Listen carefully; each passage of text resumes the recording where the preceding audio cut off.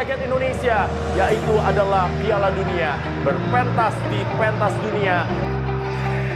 Jelang debut timnas Indonesia versus Arab Saudi, skuad Garuda akan melakoni laga tandang pada tanggal 6 September 2024 di markas King Abdullah Sport City. Tentu pertandingan ini akan menjadi pertandingan yang begitu sangat penting untuk Indonesia bisa meraih hasil imbang atau bahkan bisa meraih hasil kemenangan di markas King Abdullah Sport City. Indonesia harus mengakui keunggulan dari timnas Arab Saudi dengan gaya permainan yang bertahan dan menyerang dengan memiliki harga skuad mencapai 537 miliar jika dibandingkan dengan timnas Indonesia yang hanya memiliki harga skuad senilai 270 miliar. Dengan demikian, tim asuhan dari Coach Sintayong harus bekerja keras untuk bisa mendobrak taktik dari pelatih Arab Saudi, yaitu adalah Roberto Mancini. Sebenarnya timnas Indonesia yang saat ini sudah menunjukkan performa yang cukup luar biasa di kancah Asia. Bahkan digadang-gadang timnas Indonesia akan menjadi tim kejutan atau kuda hitam oleh Lionel Scaloni, pelatih Argentina saat ini. Di bawah asuhan dari Coach Sintayong, kini Indonesia tidak bisa lagi dipandang sebelah mata. Bagaimana tidak, Indonesia belakangan ini berhasil eksis di Piala Dunia Asia atau AFC dengan menduduki 4 besar peringkat Asia U23. Itu artinya timnas Indonesia kini menjadi perhitungan besar bagi tim negara lainnya. Indonesia, smash the like button. I think we're seeing a serious power shift inside. Let's just focus on Southeast Asia for a second. All right, Vietnam have kind of been on top while Park Hang-seo was the manager for the past couple years. Thailand were right behind, and Indonesia was kind of like battling Malaysia for like 3rd place.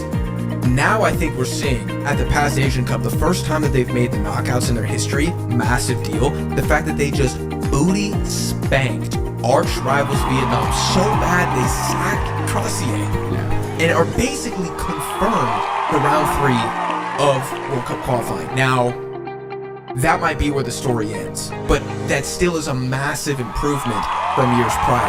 And we're looking at their U23 team, which just beat South Korea earlier today on penalties and qualified for the Olympics. I want to say the first time ever. Somebody check me. It might not be the first time, but they're in the semifinals now. And damn near half the starting 11 that's in the U23 team was in the Asian Cup. Oh yeah, That's how young they are, man. They're the youngest team at the Asian Cup as well, and they made the knockouts. And they kind of collapsed against Australia, but It's Asian La Masia, bro. dude, it's insane right now. And a lot of that is because of their dual national program, which has completely transformed Indonesia. And it's something that Vietnam, they don't have a dual nat program. Malaysia does, but he's not bringing in the same amount of talent as Indonesia. And I think, but also with Indonesia, you see a country that is so football crazed.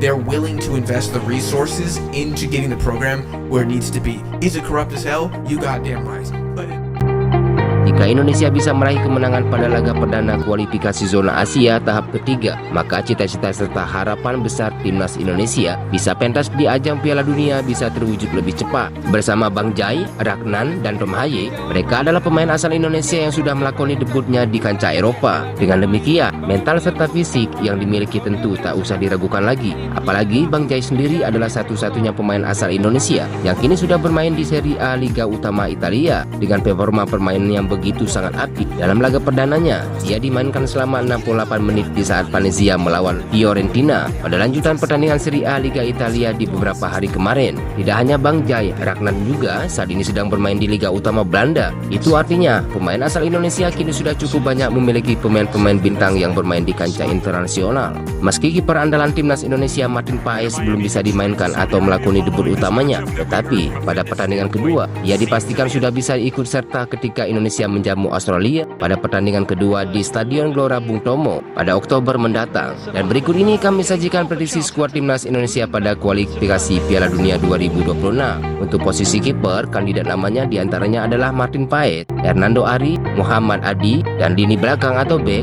Di sini terdapat nama dengan Bang Jai, Justin Abner, Rizky Ridho, Muhammad Ferrari, Wahyu Prasetyo, Kelvin Verdong, Nathan Tejo, Sandy Wall, Saini Fatiyama, Asnawi Maguala, Pratama Arhan, Yance Sayuri. Dan untuk di posisi gelandang, untuk daftar namanya ada Tom Haye, Ivan Jenner, Marcelino Ferdian, Egy Maulana Fikri, Witan Sulaiman, Ricky Kambuaya, Yakob Sayuri. Dan untuk posisi penyerang, di sini terdiri atas nama Rafael Strek, Ragnan Oranmangun, Ramadan Sananta, dan Dimas Derajat.